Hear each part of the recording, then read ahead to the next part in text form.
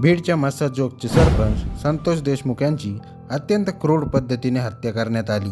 सरपंच संतोष देशमुख हत्या प्रकरणाची तीव्र पडसाद राज्यभर उमटत असतानाच आता पुन्हा एका सरपंचावर प्राणघातक हल्ला करण्याचा प्रयत्न करण्यात आला।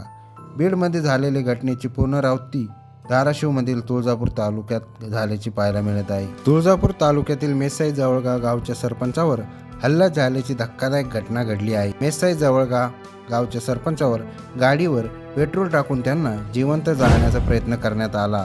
ही घटना नेमकी कशी घडली, हल्ल्याच्या रात्री नेमकं काय घडलं, तसंच पवन चक्कीच्या वादातून बीडचे संतोष देशमुख प्रकरण गाजत असतानाच धाराशिवमध्ये देखील पवन चक्कीच्याच वादातून हा हल्ला घडला का, चला तर जाणून घेऊया या व्हिडिओच्या माध्यमातून। सरपंच देशमुख हत्या प्रकरणाची तीव्र पडसाद राज्यभर उमटत असतानाच आता पुन्हा एका सरपंचावर प्राणघातक हल्ला करण्याचा प्रयत्न करण्यात आला आहे। नामदेव निकम असे या सरपंचाचे नाव आहे।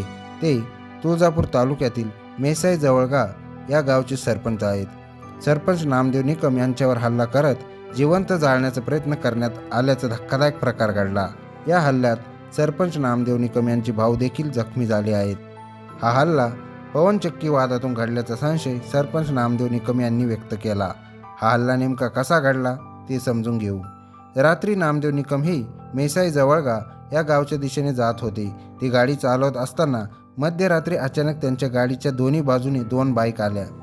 बाईकवरचे लोक हॉर्न वाजत होते। त्यांना पुढे जायचे असावे असं समजून त्यांनी गाडीचा वेग कमी केला, पण त्या बाईक स्वारांनी डाव्या दरवाजाची काच दगडाने फोडली।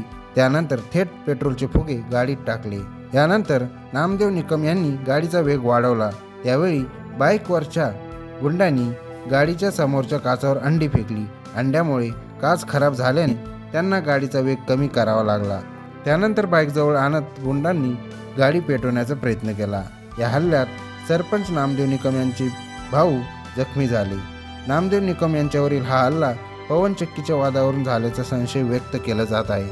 मराठवाड्यात पवन चक्कीचे अनेक प्रकल्प उभे राहत आहे, मात्र या प्रकल्पांच्या मुळाशी गुन्हेगारी विष फोफावत असल्याचे दिसत आहे। पवन चक्कीच्या वादात सरपंचांनाच टार्गेट केलं जात असून याची जर कारणे बघायला गेलो तर पवन चक्की प्रकल्पासाठी ग्रामपंचायतच्या NOCची आवश्यकता असते। तसेच प्रकल्पांना होणाऱ्या विरोधातून मार्ग काढण्यासाठी सरपंचाची भूमिका महत्त्वाची असते। पवन चक्कीच्या प्रकल्पामुळे सरपंच आणि सदस्यांना आर्थिक फायदा होतो, पण पवन चक्कीसाठीच्या इतर कंत्राटासाठी काही गुंड कंपनीवर दबाव आणतात।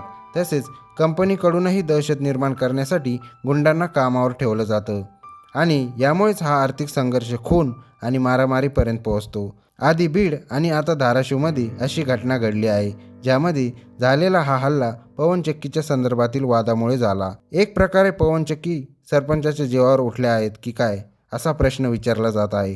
या संपूर्ण प्रकरणाबद्दल तुमचे काय मत आहे याबद्दल आम्हाला कमेंट्समध्ये नक्की सांगा।